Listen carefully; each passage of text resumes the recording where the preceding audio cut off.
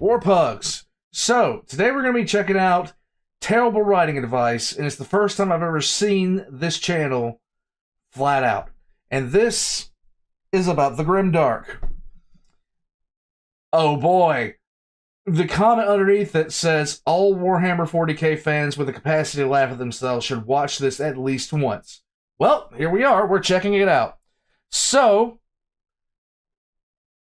if you can't laugh at just how perpetually insane GRIMDARK is as a setting trope, then you shouldn't be looking at anything GRIMDARK, or GRIMDERP as we call it half the time.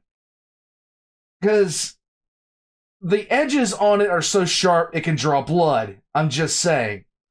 Warpugs, we're going to jump right into this.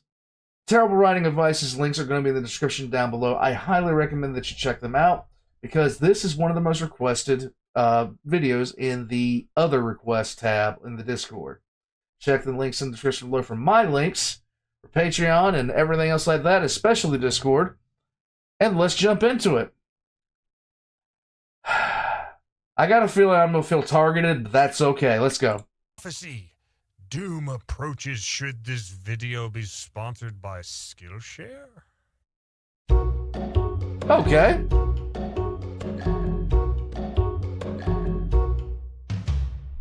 In the grim darkness of the far present of fiction writing, there is only cliches. Yes. And a whole lot of grit. Modern audiences demand gritty stories. I mean, they must, given how many tickets The Dark Knight sold. Therefore, all writers should become well-versed in writing in a dark tone, or grimdark, as it's commonly called on the internet. Yes. Grimdark is great to write because all a writer has to do is write normally and just make everything dark, like plastering the color black over everything. Okay. Don't worry, you'll know if you miss a spot. Speaking of which, this soothing gray background, gone, I killed it. You should feel bad. Oh. It's all black now, eternal darkness forever. Super dark death. What's this? Whimsical music? That's gone too. Oh. Another victim of grimdark. Oh. Heavy smiley avatar that references a grossly out-of-date meme? Annihilated. This is grimdark. It's frowns and brooding from here on out. Yes. Be thankful I can't do the gravelly voice, or I would have killed that too. All of the things you like about terrible writing advice, all dead forever. No! My sarcasm will most definitely not be coming back. Just like this kitten. Isn't this kitten cute? Not You the should get kitten. attached to this No! kitten. Oh no, it's dead. You should feel bad. Ha! I tricked you into getting attached to a character before killing them without any warning. I'm sure that trick will keep working forever. Sanguinius, I literally had over 20 years of warning on that. I need to kill some other things. No! That's what audiences like now. Lots of dead characters. But why? I want to be like George R.R. Martin. I'm sure his success is entirely based on how he kills his characters rather than his stellar characterization. Characterization in grimdark stories should be as bleak as everything else. Our hero should be completely amoral. Wait, I meant morally ambiguous. Same thing, right? Exploring themes of moral ambiguity works great when our protagonist makes everyone's lives objectively worse and behaves like a 13-year-old sociopath on a power trip. The This is true. protagonist should lack any kind of redeeming quality, like having our hero slaughter innocents because of his character flaws. That will be shocking after the 4,000th time. Yeah, but are Space Marines flawed? Really? Even though our hero does as much, if not more damage than the villain, the writer will still make the story demand you root for him, even as he slaughters orphans along with the couples who were about to adopt them. Yep. Why have positive traits to stand in contrast with the setting and tone when our protagonist can have the worst aspects of both power fantasy and the anti-hero? Why does our protagonist behave so horribly? Because he's morally ambiguous. See, he's deep and complex. I'm sure the audience will buy that. If not, then, I need to kill off another character to distract everyone. True. Here is a puppy. No! Isn't this puppy adorable? Stop You should it. get attached to this No. puppy. Oh no, it's dead. Damn. Feel bad. Now that our hero is brooding after his latest war crime, we should also darken the villain. Normally, here at Terrible Writing Advice, I advocate all villains be one-dimensional cardboard cutouts with zero backstory, motive, or explanation as to why they commit their loathsome acts. For grimdark, we will need to deviate from this a bit.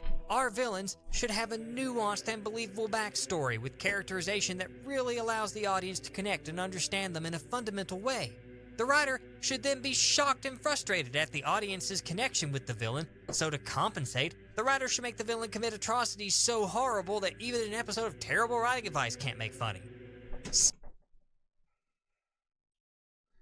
I can never be sympathetic with Lorgar. Ever. Or Erebus. Some might worry that this sudden shift will irritate audiences and break their willing suspension of disbelief to see a previously established sympathetic character suddenly decide that infants make for a great sandwich spread. Well, that's their problem. This is grimdark. No one should be happy. Yeah. Now, what about secondary characters? In Okay. Grimdark, there are two types of secondary characters. Teach me, First senpai. is people so reprehensible and amoral that the audience is left wondering why they haven't been burned at the stake, much less arrived at the position of power and authority. They Herman von exist Straub. solely to be murdered by the hero. The second kind is people so innocent, pure, and naive that they feel completely out of place in such a dark story. They exist solely to be murdered by the author. All nice characters are killed without exception in a grimdark story. Kind of like everyone else, really. Just kill everyone to be safe. That's dark. Do And it. if you suffer a fate worse than death for good measure, like they must suffer in agony forever, they never die of old age but keep aging, or they have to read this book more than once. Oh wait, I forgot something. Can't kill off all of my characters just yet. Why not? First, I have to add something essential to any grimdark story. Our grimdark story needs a lot of elements.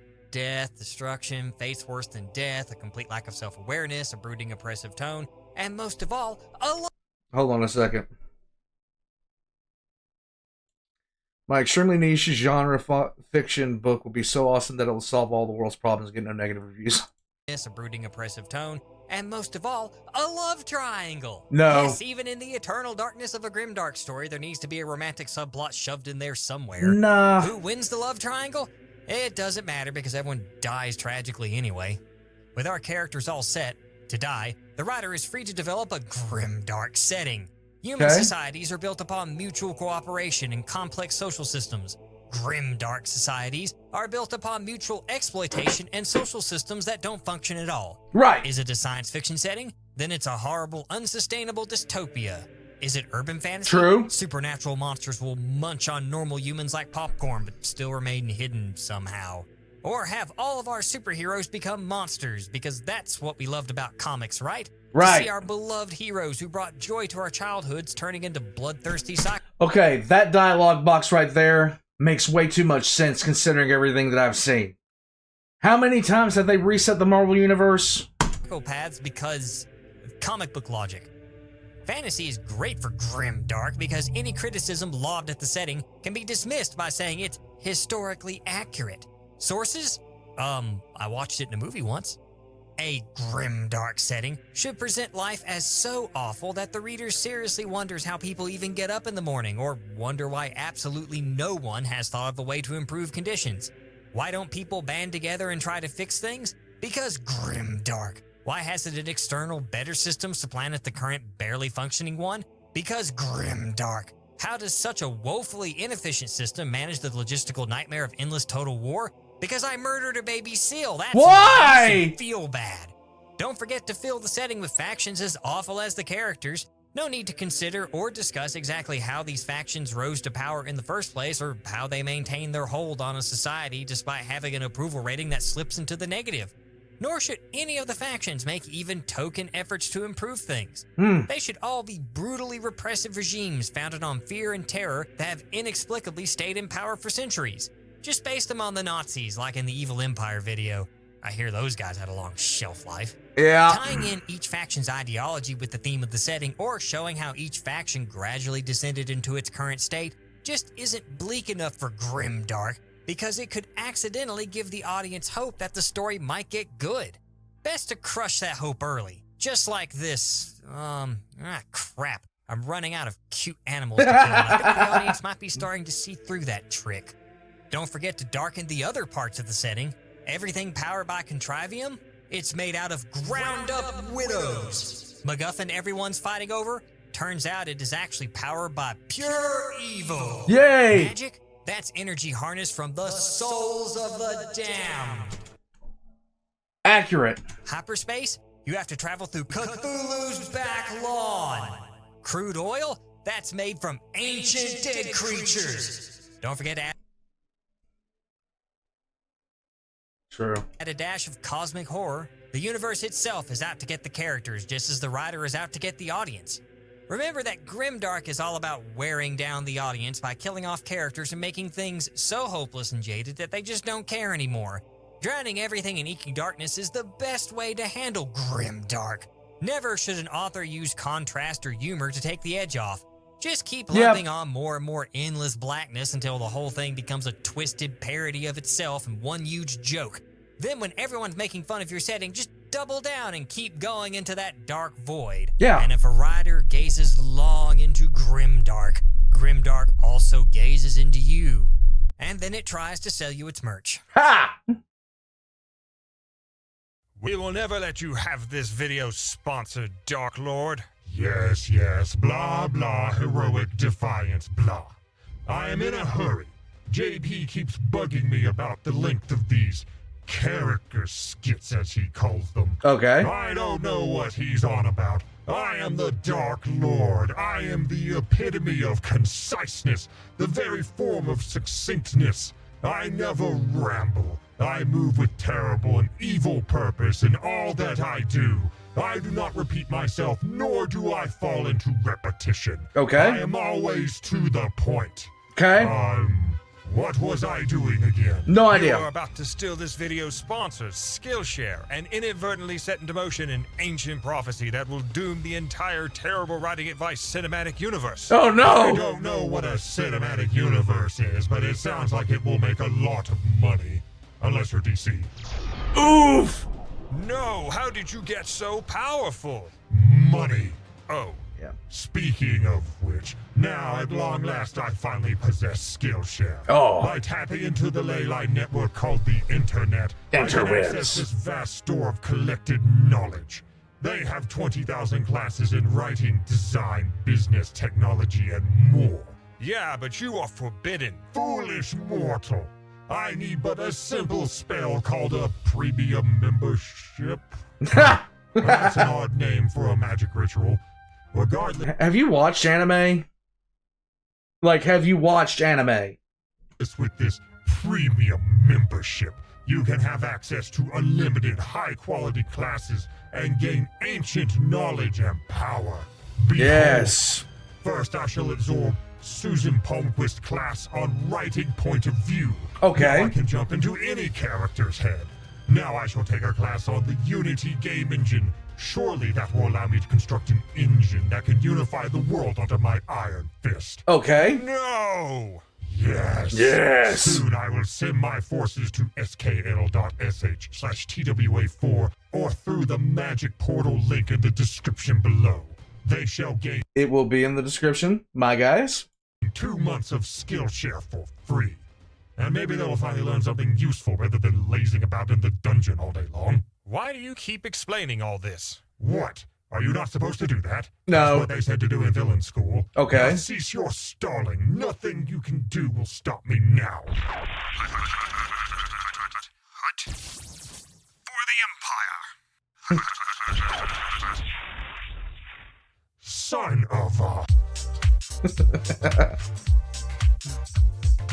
All right.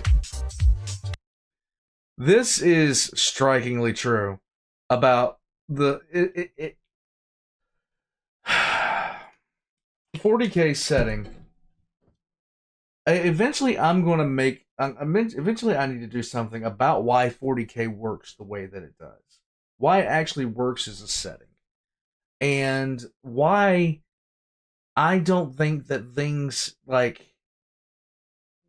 While I am okay with the storyline being advanced, I'm a little bit nervous about how far they're going to advance at the end of the day, because 40K was all about the absolute nightmare that is the universe itself. And how bad everything has been for so long. And there's very few bright spots in 40K. Very, very few. One of them would be if the town got destroyed, but past that, there's not that many bright spots in 40k. But the charm of Grimdark comes from those little tiny bright spots that happen in the middle of all this horror that's happening continuously. That's the best part about 40k in and of itself. The characters that you see, the characters that you get involved with, they're just a secondary matter in terms of the overall universe itself. That's why we love it so much. So at some point, I need to do something addressing that. Guys, this was actually worth it. And yes, it is this. It is. Some of the writing for 40k is about as grimdark as you can get. That's neither here nor there. Warpugs, I'm going to take off. This was terrible writing advice, like the whole thing on Grimdark. I hope you enjoyed. Leave a comment below if you did, and I'll catch you next time.